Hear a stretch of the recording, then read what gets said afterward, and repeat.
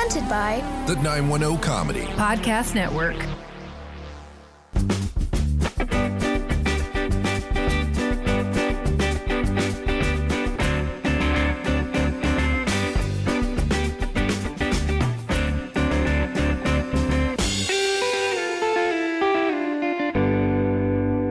Hello and welcome to episode 6 of Marital Tiffs, where we invite you into our marriage to debate the not-so-important topics, discuss each other, and more. I'm Tim. I'm Karen. And we're a couple of married geeks who often get very passionate when we disagree about the super important topics like our favorite TV shows, personality traits, and whether Francine owes Tiffany a new sweater.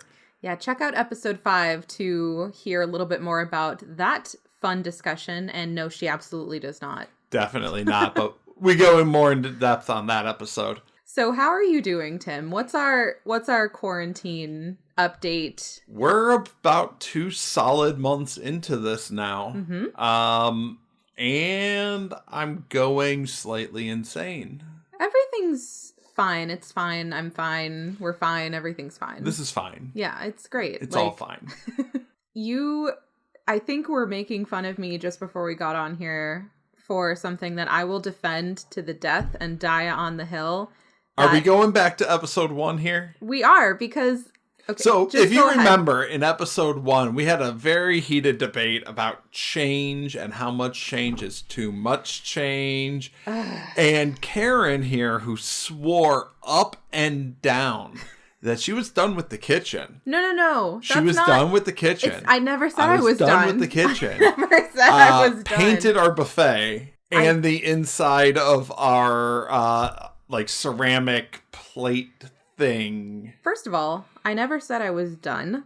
Yes, you did. No, I didn't. I said that I was done with reorganizing. And that is true. I haven't touched the reorganization, but the kitchen itself, the decor, is not done. And you agreed to that, and I never said it was done, so don't even start. No. It's not done. It's not done. Just give me this. 3 weeks. Tim! That's all it lasted. I never said that the kitchen was completely done. I said that the reorganization was done, and that has stayed true, has it not? I mean, you haven't moved things around too much? Exactly. Nothing has actually changed locations. Nothing has even been brought in to the kitchen, although we do need to add things to the kitchen. So the decor is not done. And that is the update from episode 1. So how are you doing with all of this? I mean, I just want to go out, man. Like, I'm an introvert and I want to go out so bad. I think I think right now we really only have people listening who are in North Carolina, so you are very aware, I'm sure, that we have kind of government mandated, like, phase 1, phase 2, like different phases of when a lot of states are doing these type of things. Yeah, basically like how things are progressing. We hit phase 1 a week ago today, right? Yes. So, and a lot of people obviously took that to mean that they could just go out and just to go out. And I think that a lot of people in our lives think we're being maybe a little bit too, too cautious. Too cautious. But, I also listen to science. So it's just our opinion that it's probably better to, try to knuckle down as much as we can and hate every moment of it, but still try to be safe and do our part for, flattening the curve, as they say. So it's great. We have each other. And that's wonderful. I'm ready to get out of this house. So, yeah. And which brings us to our topic for this week. That does bring a very good segue. I liked that. It's not a good segue if you point out the segue. We are talking today about travel because we are deeply fantasizing about when we can actually go out and travel, and not even necessarily like a big trip, but just to be able to travel to like a different city or even within our own city, I think would be really nice. We've taken 4 trips counting Michigan, like bigger together. Trips. We've gone to Orlando for our honeymoon. Mm-hmm. We went on a cruise last year. We've gone to a few places, big or like kind of more weekend or. We spent a weekend in Nashville. Yeah, we've gone to different cities in North Carolina. We haven't done the most traveling. I feel like you and I independently are pretty well traveled. Like, we've been to quite a few countries and places in the U.S. like separately, but not necessarily together. You've toured Europe. I have. Been to, I don't know, just different places in the U.S., Vegas, New York City, obviously a lot of places up and down the East Coast, because that's where I've lived my entire life. You've been to, like, Peru. Costa Rica, Korea, Iraq, DC multiple times, California. But we've taken a few trips together, not necessarily huge or international trips, but we've, like, flown on planes. We've had road trips together. Good Lord, we've had a 12-hour drive to Panama City back and forth in, like, a weekend to go pick up a car. Yep. That was a whole That was thing. a fun one. A weekend after the week after we made that trip already. Mm-hmm. Yeah, that was, yeah. So you could say that although we haven't been many places together, we have definitely done quite some a bit traveling. For the amount of time we've been together. So we're going to talk about what annoys each other, basically. Oh, yeah, that one's easy. What? You are the worst backseat driver or passenger seat driver, whatever. Why? So the number one thing you do is heavy breath intakes when I'm miles away from cars that you think I'm going to hit. Like that? Yeah, you grab my arm, you grab the seat, you grab the handle, you grab whatever you can, squeeze as hard as you can. Tell Wink? me, huh? Wink? Tell me that I am going to hit this car, even though I'm clearly not. It's not clear, obviously. You terrify me. It would be clear to anybody else. No! I've ridden in the car with, like, my mom before, and my mom feels the same way. I don't know if it's a my family thing, but no, like, you don't accelerate when you're approaching a stopped vehicle, which is what you do. I don't. Or at least you don't decelerate. Like, you have to have a very appropriate amount of slowing down for me to not... Have you ever been in the car with me in an accident? No. No. And I don't think I've known you to ever have been in an accident. I've had a couple in my life. Just but... your exes. But Bazinga. But I think... I don't know if I could say that on the air.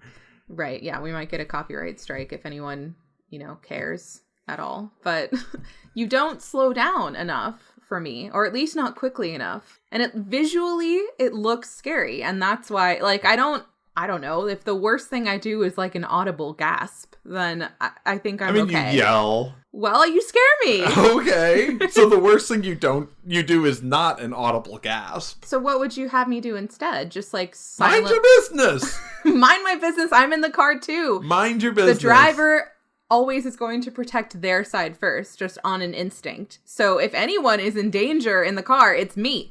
Have you ever actually been in danger? Have you ever been injured? Have you ever been in an accident while I've been driving? I've been in perceived danger. That's not the same. It is the same. Well, you're right. It's not the same. But it is terrifying to...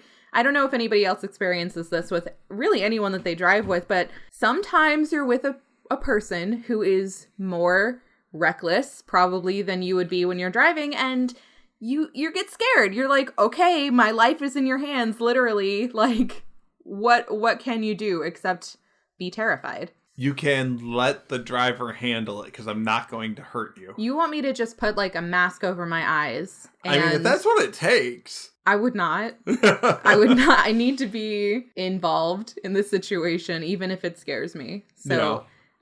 That's not going away. I'm sorry. But there is something that you can do about my biggest complaint with travel with you, which is that you are extremely passive about any type of big travel until we're probably, like, either already there or, like, on the way. And what I mean by that is, like, if we have a big trip planned coming up, we took a really big cruise trip with my parents last year to celebrate our first anniversary and their 30th. Yes. Right? I'm so bad. And we had planned it for months, and you, like, didn't care. You were not excited. That I didn't care. I had a lot going on. Sure, but you can be excited.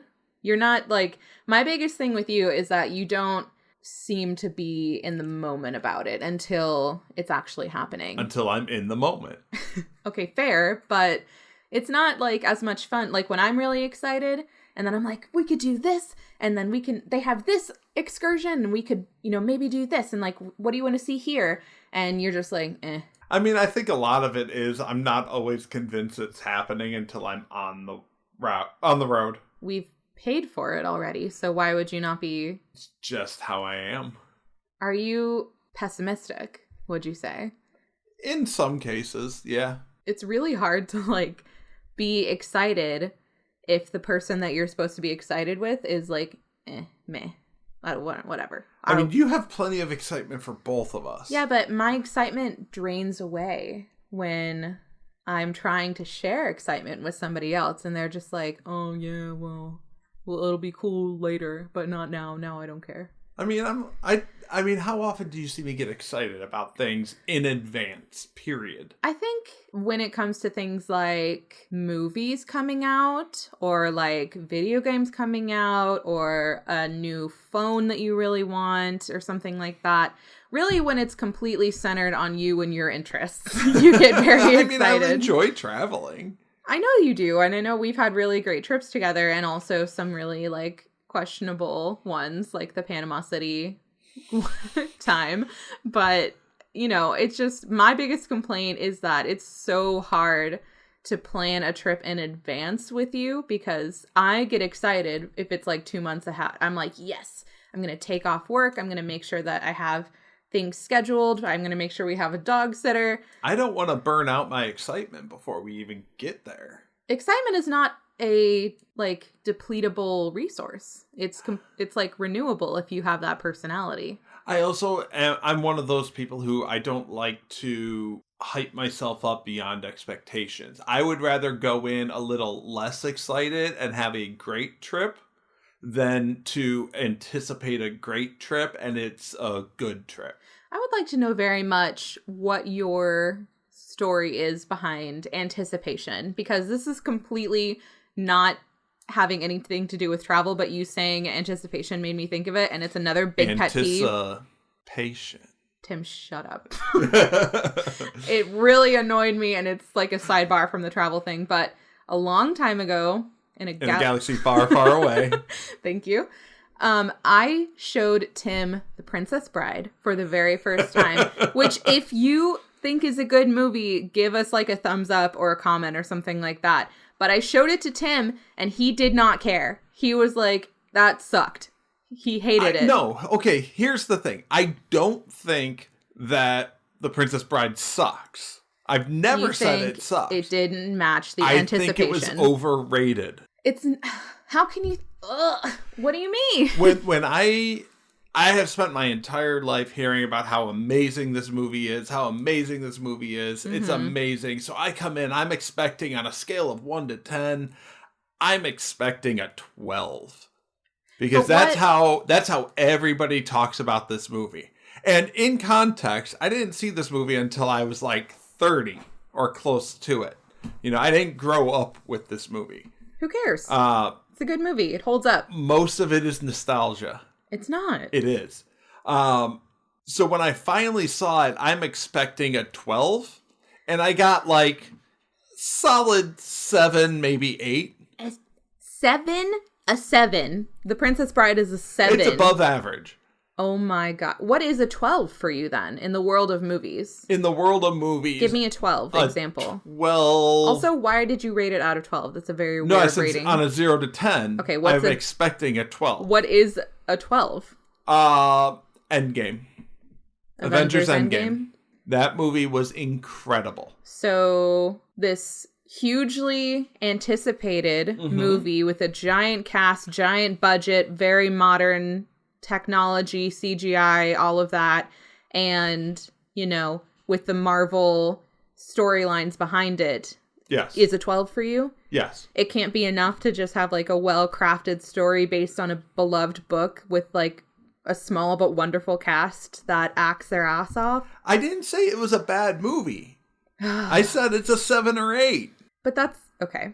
You get mad at me. This is completely derailed off of the travel thing, by the way, but you get mad at me for not liking The Breakfast Club for arguably the same reason, except also add on to mine that it's very problematic. the dude is like a creep and it doesn't hold up to today's modern she standards. Fell asleep watching The Breakfast Club. It's a bad movie. It's a bad... Wow. I will go on record and saying The Breakfast Club is a bad movie. And it was the same situation for me. I didn't see it until I was like 28, something like that. But it's not good. It's just not good. And I'm sorry. Like, I hate to say it, but it's very problematic. It makes me uncomfortable. It's really creepy. It doesn't, like, the modern... Yo, when you send your emails to maritaltiffs@gmail.com, make sure you direct your hate mail to @Karen. Shameless plug. So that people know, so that I can just redirect those directly to you. Sure, for and all the hate you're gonna get for saying The Breakfast Club isn't even like a mediocre movie. It's a bad movie. It's a bad movie. It's a straight up bad movie. Yeah. And then I'll go ahead and direct all the people who agree that The Princess Bride is a wonderful movie to you. I said it's a good movie. Okay, but you're not... I'll give it I feel like you're being good for on the air right now. When we watched it for the first time, we know the truth. I know the truth. Disappointed. We were disappointed, and you were like... That doesn't mean it was bad. Very audibly upset at me. Underwhelmed. You were... First of all, you don't like when I show you anything. I think the only thing that I've shown you that you actually liked was Buffy the Vampire Slayer, which, good call. Cabin in the Woods. Sure. You didn't like Cabin in the Woods that much? Okay. Sure. But... Get better taste. Wow. I like Princess Bride, so there you go. Anyway, like I said. To completely bring us back on topic we went on a little journey right there. We did. Wow. And speaking of journeys, how about travel, right? I mean, that's kind of the point. Let's talk about air travel. Now, we've really only ever flown on a plane to Michigan, right? We've done that a few times. I think so, yeah. So, in terms of air travel, I feel like you have to be really organized in a way that you don't necessarily have to be when you're just driving, right? So, no, I don't think you have to be very organized. I think there are two types of flyers that are very capable. One is successful and one misses their plane. No, they're both capable. Okay. You have the high strung, I've got everything in order, gotta go. And then you've got the people who are like me, who are a little bit more, okay, we're just going to go with it. Would I be the first person? Yes. Then you think I'm high strung? When it comes to flying. Really? When it comes to flying. What makes you say that? You always have to be organized and ready to go and all of that. And I'm just kind of... So what about... our flight's on time. What about organization is high strung to you? Just curious. I'm not disagreeing necessarily. It's that organization is a component of your high strung flying persona. Okay. You're very antsy. And that's from somebody... I mean, I don't like heights. You'd think I'd be the high strung person. I guess, but it's not about, like, we're not talking about the plane itself necessarily, although we can talk about habits that we have on the plane. We're talking about getting to the airport, right? I mean, just the entire process. So, independently of me, say that your plane takes off at 10 o'clock in the morning. Mm-hmm. What time do you arrive at the airport? Depends on the airport. What do you mean depends on the airport? Fayetteville, I arrive at like 9. Not the Fayetteville airport, 9:15. Like RDU. RDU, probably about 8:30. I could do 8:30. Yeah, that sounded convincing. What time are you there? Okay, well, it depends, right? It depends. Are we checking bags? Are we needing to eat at the airport? Are we, like, pre-approved for TSA? Like, an hour and a half is enough time to do all of that and relax at the gate. Well, won't you feel like an idiot the first time that we miss our flight because you decide that an hour and a half is not I've never plenty missed of time? A flight in my life. And you've always arrived like an hour and a half? Ish. Do you guys always arrive like not so strictly before the gate like opens? Like, how do I say that? Like, do you... What's a good arrival time for your flight? Yeah, what's a good arrival time? Because I feel like I don't want to inconvenience anybody. Like, I don't want to be the jerk who's, like, holding up the plane. I don't do that either. Okay. Well. I told you, I have an hour and a half is plenty of time to get through security, get through checked baggage, get something to eat, and relax at the gate before they even call you. Yeah, you do all this relaxing at the gate to only to, like, when we're on the plane, completely ignore me. What do you mean? I mean, the first time that we went to Michigan together, it ended up somehow that I had to book my flight after Tim booked his flight, so we didn't get seats together, but we ended up, like, being able to talk to some people, and, like, Tim was in one side of the aisle, and then there was the actual aisle itself, and then I was, you know, sitting as close to him as possible, and I was completely bored.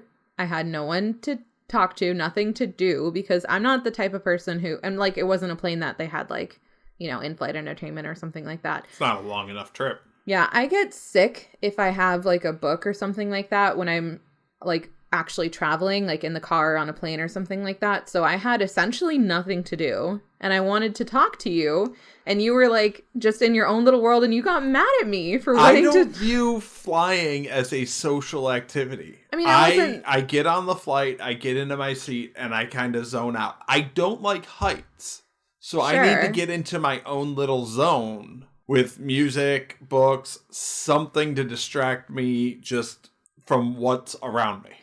I mean, I wasn't about to, like, scream at the top of my lungs and, like, disrupt people. I would never do that. But to just, like, go back. And I think I even, like, drew a, what's that game with, like, the dots and you try to make a box by putting, the like... squares? Yeah, I even tried to do something like that to, like, pass back and forth with you, and you got mad at me. I like to be just in my zone when I'm flying.